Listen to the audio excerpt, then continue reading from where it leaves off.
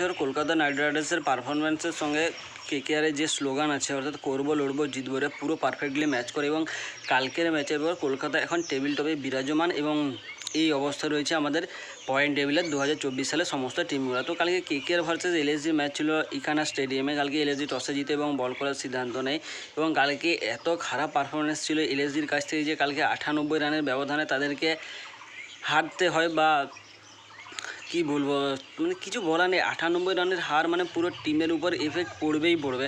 কালকে কেকেআর প্রথমে ব্যাট করতে নেমে তিনজন ব্যাটারের মধ্যে পার্টনারশিপ হয়। এক সুনীল নারিন, দ্বিতীয় ফিলসল, তৃতীয় অঙ্কেশ রঘুবংশী। কালকে সুনীল নারিন 81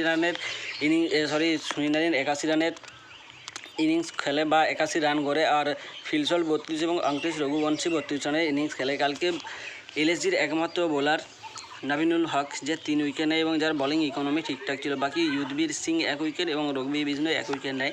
এবছর রবি বিষ্ণয়ের পারফরমেন্স নিয়ে কিছু বলারই নেই, কারণ এবছর সে সেরকম কোনো পারফরমেন্স দেয়নি। কিন্তু কলকাতার কালকে ব্যাটিং বলিং দুটোই সেরা ছিল ভাই। যেভাবে হর্ষিত রানা সবাইকে প্রভাবিত করছে, এবং সত্যি কথা বলতে হর্ষিত রানা এবছর অনেক অসাধারণ বল করছে।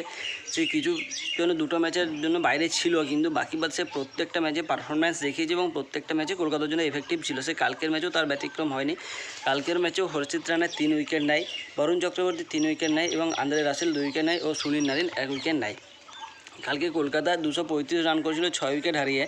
এলএসজি 236 রান চেস করতে তো নামে, কিন্তু তারা ভেবেছিল না, ভাবেনি চেস করতে পারবে কি না পারবে না।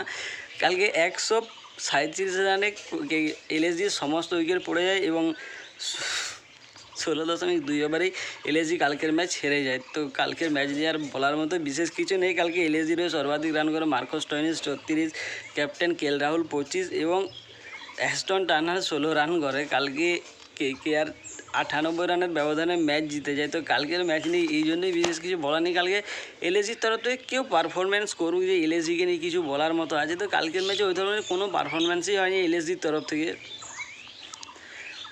খালি শুধুমাত্র রান কনসিড করেছে এবং এত রানের ব্যবধানে কালকে ম্যাচ হেরেছে, যাতে করে নিজেদের রান রেটের উপর এফেক্ট পড়ে। আর এমনিতেও তাদের কাছে যে চান্স ছিল সেটা আর কার্যকর হবে বলে মনে হয় না, কারণ কলকাতার টেবিল টপে দ্বিতীয়তে রয়েছে রাজস্থান রয়্যালস, তৃতীয়তে রয়েছে আমাদের সিএসকে এবং চতুর্থে রয়েছে সানরাইজার্স হায়দ্রাবাদ। সেই দিক থেকে আছে লখনৌ আছে, দিল্লি আছে, আমাদের আরসিবি আছে। আরসিবি যাই হোক টানার পর্ব 3টা ম্যাচ জিতেছে এবং আরসিবি যদি সমস্ত ম্যাচ জিতে যায় এবং শেষ দিক থেকে যদি এলএসজি আর হায়দ্রাবাদ সব ম্যাচ ছেড়ে যায়